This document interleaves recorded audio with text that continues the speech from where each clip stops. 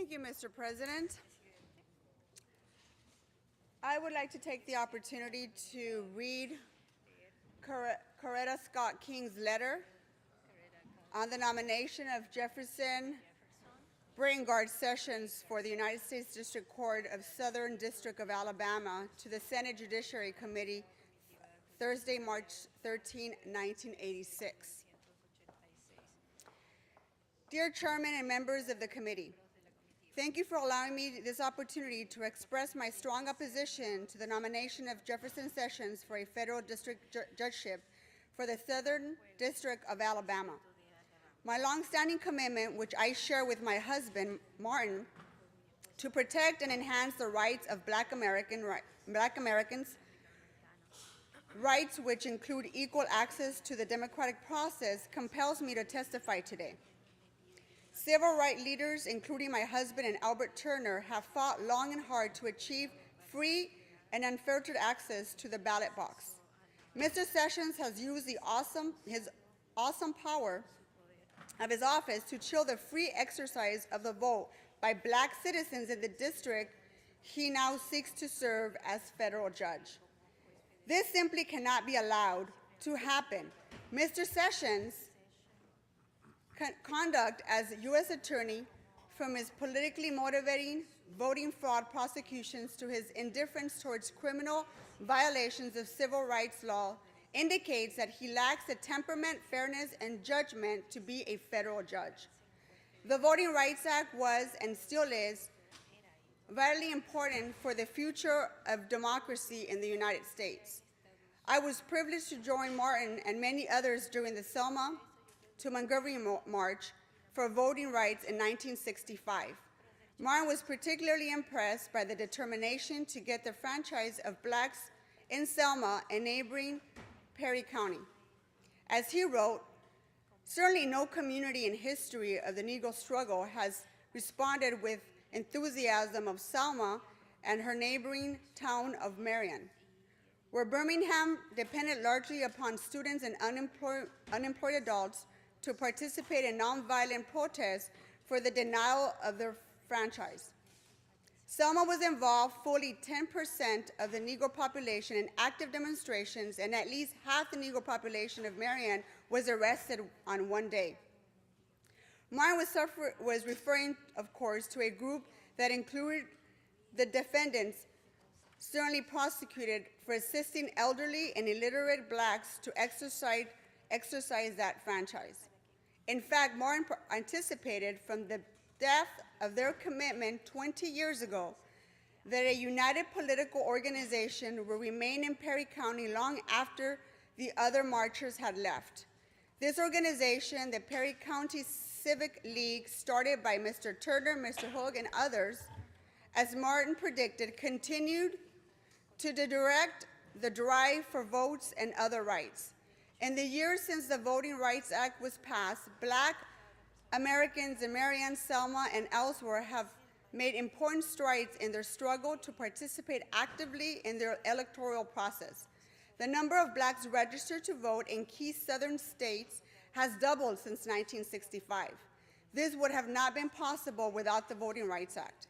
However, Blacks still fell short of having equal participation in the electoral process, particularly in the South. Efforts continue to be made to deny Blacks access to the polls, even where Blacks constitute the majority of the voters. It has been a long uphill struggle to keep alive the vital legislation that protects the most fundamental right to vote. A person who has exhibited so much hostility to the enforcement of those laws and thus to the exercise of those rights by Black people should not be elevated to the federal bench. The irony of Mr. Sessions' nomination is that if confirmed, he will be given life tenure for doing with a federal prosecution what the local sheriffs accomplished 20 years ago with clubs and cattle prods. 20 years ago, when we marched from Selma to Montgomery, the fear of voting was real. As the broken bones and bloody heads in Selma and Marion bore witness. As my husband wrote at the time, it was just a sick imagination that conjured up the vision of public officials sworn to uphold the law, who forced the inhumane march upon hundreds of Negro children, who ordered Reverend James Bevel to be chained to his sickbed, who clubbed a Negro woman registrant, and who callously inflicted repeated brutalities and indignations upon non-violent Negro peaceful petitioning for their constitutional right to vote. Free exercise for voting rights is so fundamental to American democracy that we cannot tolerate any form of infringement upon those rights. Of all the groups who have been disenfranchised in our nation's history, none have struggled longer and suffered more than the attempt to win the vote than Black citizens. No group has had access to the ballot box denied and persistently, intentionally denied than Black people. Over the past century, a broad array of schemes have been used in attempt to block the Black vote.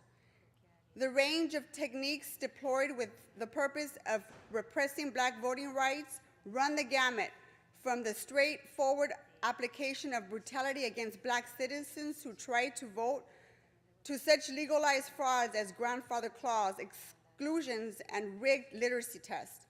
The actions taken by Mr. Sessions in regard to the 1984 voting fraud prosecutions represents just one more technique used to intimidate Black voters, thus deny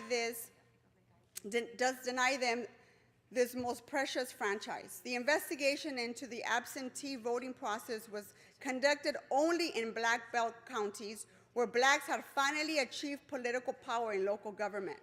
Whites had been using absentee process to their advantage for years without incident. Then when Blacks realized its strength, began to use it with success, criminal investigations were begun. In these investigations, Mr. Sessions, the U.S. Attorney, exhibited an eagerness to bring trial and convict 3 leaders of the Perry County Civic League, including Albert Turner, despite evidence clearly demonstrating their innocence of wrongful doing. Furthermore, initiating the case, Mr. Sessions ignored allegations of similar behavior by whites, choosing instead to chill the exercise of the franchise by Blacks by his misguided investigation. In fact, Mr. Sessions sought to punish older Black civil rights activists, advisors, and colleagues of my husband who had been key figures in the civil rights movement in the 1960s. These were persons who, realizing the potential of their absentee vote among Blacks, had learned to use the process within the bounds of legality and had taught others to do the same. The only sin they committed was being too successful in gaining votes. The scope and character of the investigation conducted by Mr. Sessions also warranted grave concern. Witnesses were selectively chosen in accordance with the favorability of their testimony in the government's case. Also, the prosecution illegally withheld from the defense critical statements made by witnesses. Witnesses who did testify were pressured and intimidated into submitting the correct testimony. Many elderly Blacks were visited multiple times by the FBI, who had hauled them over 100 miles by bus to a grand jury in Mobile, when they could have easily had testified at a grand jury 20 miles away from Selma. These voters and others have announced that they are now never going to vote again. I urge you to consider carefully Mr. Sessions' conduct in these matters. Such a review, I believe, raised serious questions about his commitment to the protection of the voting rights of all American citizens, and consequently his fair and unbiased judgment regarding his fundamental right.